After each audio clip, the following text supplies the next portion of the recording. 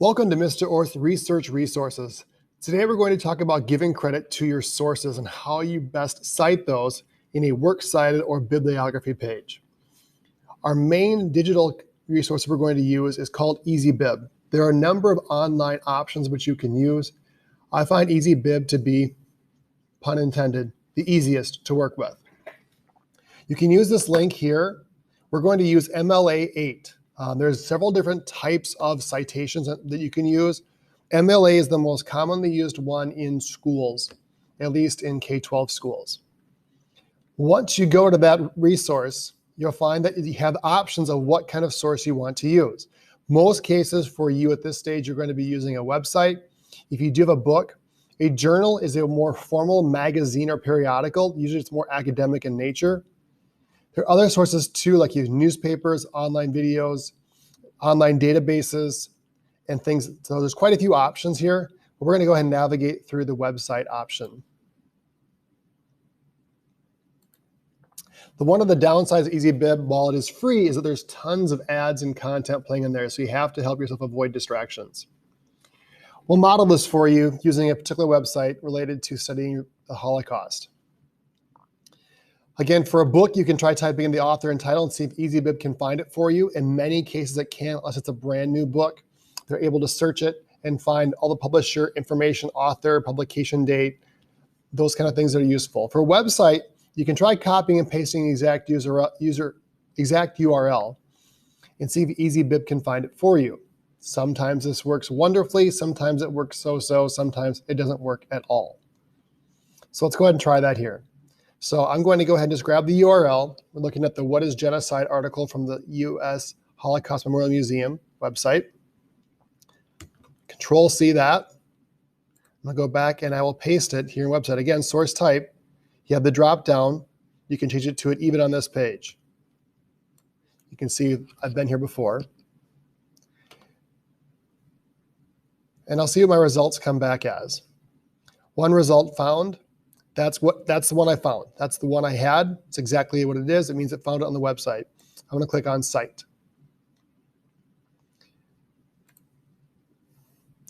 If EasyBib cannot find the book or the website, make sure the information used was correct and try again. Sometimes we don't copy the full URL. We only copy part of the characters. Sometimes we didn't get the very beginning of it. Sometimes we miss characters at the end. So go ahead and double check that. If EasyBib still can't find it, you're going to have to type things in manually. Most cases, you have to type in at least some information. So we paste in the link website, click search, and then cite. So we're going to view the next page that comes up here to see what's missing. You can see this is the same one I used earlier. So it tells me it found the URL, the website title, and the date accessed, the date that I'm pulling it up. Here's what it wasn't able to find. The article title, the publisher or sponsor, and the date published. So I'm going to go ahead and click continue. If I want to go backwards, I can, but if I think I don't have the right one, I can go back to results and start over. But I'm going to click continue. On the next page, we're going to add in whatever information we can from the source, and I'll show you how to review that for one example of a website. The article title, we're going to double check that it's correct. So let's start with that. We know the article title on this page is What is Genocide? It's plain as day, right and big at the top. If I go to the form, it says the article title is the United States Holocaust Memorial Museum. So I need to go ahead and change that.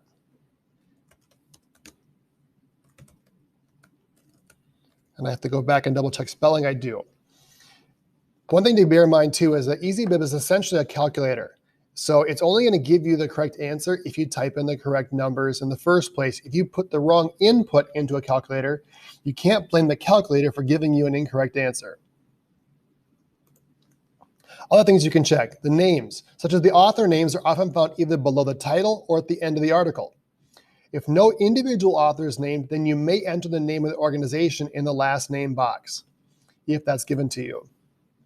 So I'm going to go ahead and select, I'll see nothing below the title or right above the article, where the bottom oftentimes would be. I scroll down and I don't even see anything at the bottom of it. I can click learn more. These are more links to other things I can go to, but there's nothing more on this article. There's view next, related articles. There's other things in the website. And we have the full information at the bottom, even the disclaimers. So we don't have anything there. So we're going to leave it. Usually you put something in there. If you're ever unsure, use the name of the organization. If it's some kind of org, some kind of group, some kind of incorporated, some kind of company, go ahead and use that as a corporate author, and you type that all in this last name box. If it's a group name, type it all in the last name box so it can fill that in as a group. If there's more than one author given, you can go ahead and type that in by adding another contributor here. We're also checking the website titles correct, publisher, sponsor. Well, how do we know that? Check the bottom of the web page to see who holds the copyright. Almost always you're going to find that at the very, very bottom, either of the text or at the page.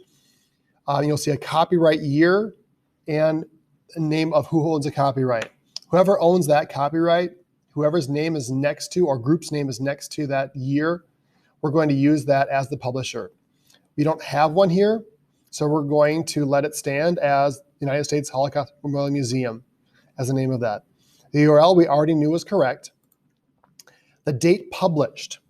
It's often found below the title, especially if it's an article that's been updated. If it is updated, take the most recent date given. Or you can check the bottom of the web page to find the copyright date or even the year.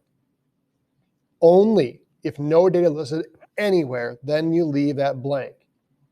If they only give you a year, you can put that year in, a copyright year or a range of years. If it's 1998 to 2021, because it's simply an ongoing copyright, that's fine to use here.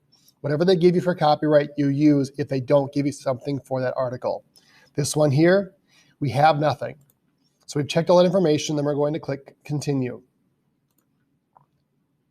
Or in this case, complete citation.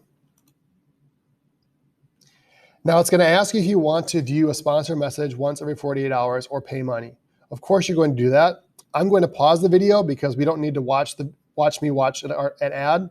Do it once and you should be good to go, especially for any given assignment if you're citing these all at one time. Once we've watched the ad, we're going to get a screen that's going to indicate we've actually got a completed list. In fact, you're going to have a citation list. If you're on the same device, it'll actually add all these together into one list, which is a really neat feature for it. And if you decide last minute you need to change from MLA 8 to a different type of citations in another class, you can do that. The nice thing about it is that you'll have this document here. You can go ahead and check the box and you can select all of them at once, or you can just do one at a time. You can review it. You can ignore the fact that it says it's missing info. We know that things are missing. We couldn't find it all. The nice thing is if you go ahead and take your mouse or your cursor and you hover over that, it's going to give you two versions. For what we're doing right now, all we're going to focus on is the copy citation. The in-text citation we can talk about when we do research writing later on. The copy citation is what you want to go ahead and click on.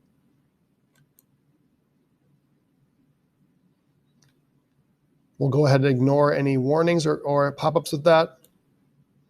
Once you go ahead and copy it, as the directions say, you have your cursor over the results on the screen, click copy citation, and you paste it into a Google or Word doc. If you want to do just a regular list, if you want to put it into a slideshow, you can do it there.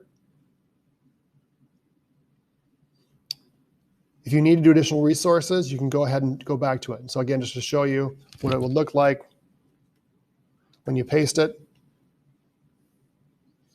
it's going to paste it in whatever format you have. And again, if you need to change the font, the size, italics, bold, definitely go ahead and change it so it's not bold.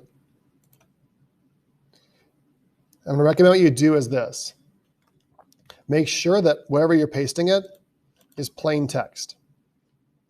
That way, any italics that are in the original, see how part of it's italicized and part of it isn't? It's really important you keep that. It's already done the correct formatting for you. So just like my example showed, I had italicizing and bolding on the text before it. Make sure everything's plain. Then when you paste it, the correct formatting will be preserved. Your teacher may give you directions about how they want it indented. For now, what you have is complete. This is everything you're supposed to have. You found what you can. If you're ever unsure whether or not you're able to find everything from the website, this is a great opportunity to go to check in with your teacher via email if they have office hours or any help sessions to make sure you found what you need. Most cases, you're going to have more than one source that you're going to need. You simply can go back and hit Create Citation. And you're back to step 2, where you again choose website, book, journal, newspaper, online database, whatever you use. And that is how you cite sources.